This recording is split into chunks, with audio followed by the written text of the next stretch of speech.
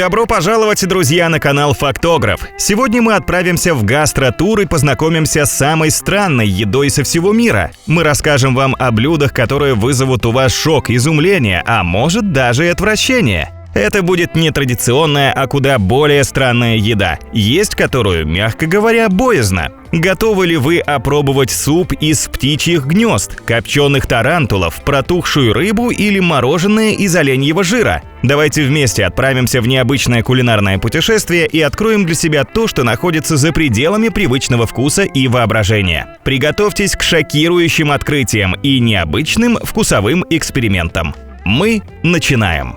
Суп из птичьих гнезд. Для нас блюдо под названием «суп из птичьих гнезд» звучит несъедобно, а вот азиатские гурманы не пожалеют сотни долларов за тарелочку этого необычного угощения. А стоимость самих гнезд колеблется от 2,5 до 10 тысяч долларов за килограмм. Ну не спешите строить бизнес-план. Заметив семейство ласточек у себя под крышей, не все гнезда годятся в пищу. Готовится это удивительное блюдо исключительно из гнезд стрижей саланганов, обитающих на берегах Бенгальского залива и Южно-Китайского моря. Свои гнезда малютки-саланганы лепят из водорослей, скрепляя их собственной слюной, и щедро добавляет туда икринки и мальков рыбешек. Вот и получается, что их гнезда состоят из вполне съедобных продуктов. А знаменитый суп по консистенции напоминает слизь или густой кисель. Каков суп из птичьих гнезд на вкус, мы не знаем, не пробовали. Возможно, он таки стоит своих денег. Балют. Пожалуй, это самое отвратительное азиатское блюдо. Балют представляет собой утиное яйцо, в котором уже начал формироваться плод с клювом, оперением и хрящами. Сначала такие яйца выдерживают в инкубаторе, чтобы там успел сформироваться зародыш, а затем подвергают термической обработке. Чтобы его по-настоящему распробовать, надо сначала пробить скорлупу и выпить жидкость, а затем уже съесть утенка. Не знаю, как вам это блюдо, но меня начинает поташнивать. Да и выглядит это жутко. У зародыша уже видны перья и косточки, которые, кстати, хрустят. Тем не менее, на Филиппинах балют является традиционным блюдом. Более того, там яйцо с зародышем считается афродизиаком и пользуется особой популярностью среди филиппинских мужчин. Тунцзидань – это китайское блюдо, которое любят в провинции Чжэньцзян. С китайского слово «тунцзидань» переводится как «яйцо мальчика». Нет, это не то, о чем вы подумали. Конечно же, в пищу не употребляются части гениталий мальчиков. Яйца на самом деле куриные, а вот способ их приготовления способен привести в ужас любого европейца. Куриные яйца отваривают в моче, собранной исключительно у мальчиков, не достигших возраста половой зрелости. Яйца варят в моче в течение дня. Как заверяют местные ценители яств, тогда они имеют неповторимый и очень приятный вкус. Приготовлением экзотического блюда занимаются уличные торговцы на людных улицах городов. Представьте, какой аромат распространяется в воздухе. А для сбора, так сказать, недостающего ингредиента в школах устанавливают специальные ведра, куда мочатся школьники младших классов. Сюрстрёминг. Это знаменитое блюдо шведской кухни, которое особенно почитают на севере страны. Оно представляет собой консервированную квашеную сельдь, которая слегка протухла. Если открыть банку, то вокруг распространяется настолько едкий запах, что новичкам рекомендуют пробовать его на открытом воздухе. Сюрстрёминг готовят из мелкой балтийской сельди. Ее ловят весной, засаливают и заквашивают по классическому рецепту. Примерно за месяц до того, как она окажется на полке магазина, сельдь фасуют в герметичные консервные банки. При этом процесс брожения продолжается, и со временем банки вздуваются. В этом случае рекомендуется открывать их под водой, а саму рыбу перед подачей на стол тщательно промыть. В Швеции такая рыба считается изысканным деликатесом, ее даже иногда подают на банкетах, а уж попробовать бутерброды с сюрстрёмингом считает себя обязанным каждый турист-экстремал. Акутак. Акутак – блюдо эскимосской кухни. Наиболее распространено среди эскимосов на Аляске и в Северной Канаде. Его еще называют эскимосское мороженое. Блюдо выглядит довольно аппетитно, однако на самом деле обладает специфическим вкусом, и вы сейчас поймете почему. Так, мороженое акутак готовится на основе различных жиров – оленя, моржа, лосося, тюленя. Чтобы придать более насыщенный и сладкий вкус, добавляют сахар, а также ягоду. Подойдет морожка, малина или клюква. Все ингредиенты смешивают, а затем замораживают. Согласитесь, эскимосское мороженое разительно отличается от того лакомства на палочке, что мы привыкли видеть в магазинах. Единственная схожесть этого продукта с обычным мороженым – то, что его нужно есть ледяным. Сыр касу-марцу. Этот сыр не просто странный, он еще и самый опасный. Касу-марцу – это овечий сыр с живыми личинками насекомых. Этот сыр производится в итальянской Сардинии. Его оставляют на открытом воздухе, и мухи откладывают там личинки. Сыр начинает бродить. Когда он забродил достаточно, личинок вынимают, а сыр подают на стол с хлебом. Впрочем, некоторые гурманы могут личинок не вынимать. Говорят, так вкуснее. В 2009 году касу-марцу попал в Книгу рекордов Гиннесса как самый опасный сыр в мире. Его продажа в Италии официально запрещена. Доказано, что личинки могут вызывать опасные инфекции и привести к отравлению. Но в отдельном регионе Сардиния сыр был признан национальным достоянием и разрешен к производству и продаже. Вся ответственность ложится на плечи покупателя. Сердце птицы тупика.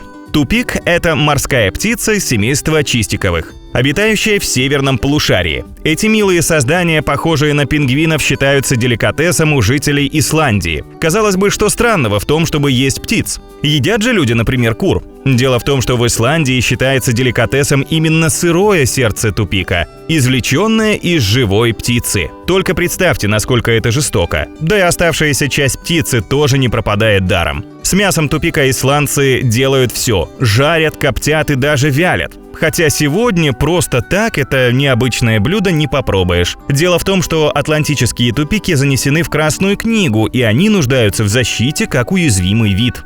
Смолоховая. Смолоховое – традиционное западно-норвежское блюдо, которое раньше считалось едой бедняков. Однако сегодня его причисляют к деликатесам и едят преимущественно на Рождество. Смолоховое готовят из бараньей головы. Сначала ее разделяют пополам и вынимают мозг. После двухдневного вымачивания в воде голову солят и коптят, а затем около 3 часов готовят на пару. Иногда при готовке мозг не вынимают, а варят внутри головы или зажаривают, а затем едят ложкой. Поедают норвежцы это блюдо, придерживаясь своеобразной культуры. Первым делом подают на стол половину головы и нарезают уши и глаза. Эти части считаются самыми вкусными и роскошными. Затем едят мясо по кругу, от передней части головы к задней. В качестве гарнира к смолоховой подают картофель либо брюкву.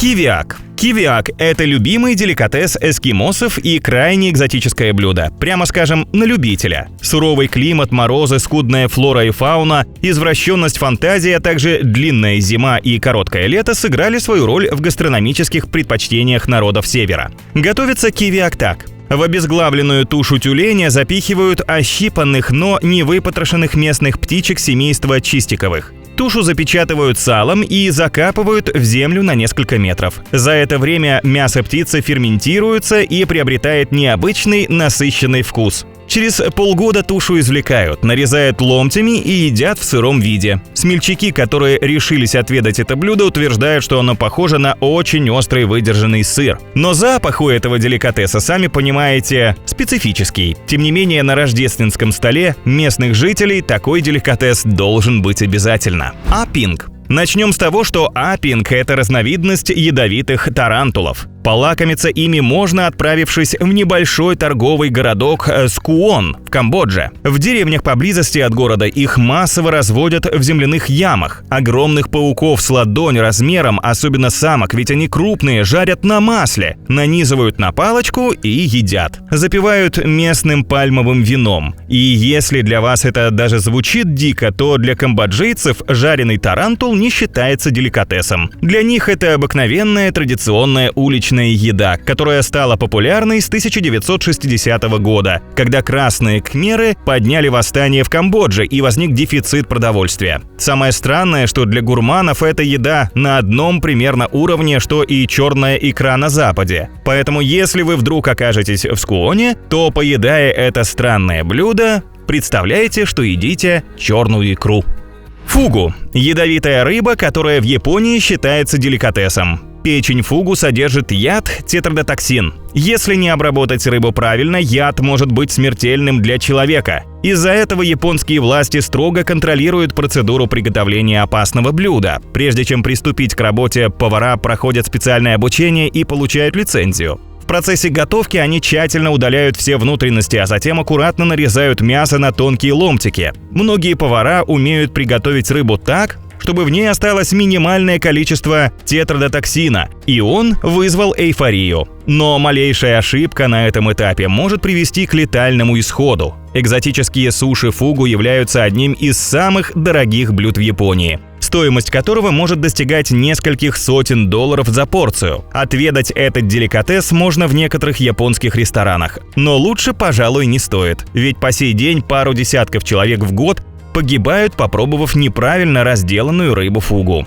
Саннакчи. А вы когда-нибудь пробовали живого осьминога? Нет? Если поедете в Корею, то у вас будет возможность это изменить. Саннакчи – это блюдо корейской кухни, готовящееся из небольших живых осьминогов. Приготовление достаточно простое. Головоногого расчленяют и поливают соевым соусом или кунжутным маслом. При этом сам осьминог еще остается живым. Его щупальца еще извиваются, когда тарелку с блюдом ставят на стол. Привлекательность саннакчи состоит в тех ощущениях, которые люди испытывают, пережевывая бедное животное. Те, кто пробовали, говорят, что у блюда достаточно приятный аромат и вкус. Но, по-моему, это зверство какое-то. Да и не все так просто. В некоторых странах блюдо запрещено, потому что оно довольно опасно. Щупальца осьминога покрыты мощными присосками, которые могут присосаться к небу и просто задушить человека. Более того, случаи летального исхода после пробы данного блюда уже фиксировались. На этом у нас все, друзья. Делитесь с нами в комментариях, какое блюдо из нашего видео вы бы решились попробовать, а какая еда вызвала у вас максимальное отвращение. А еще обязательно напишите, хотели бы вы вторую часть видео с подборкой самой странной еды со всего мира.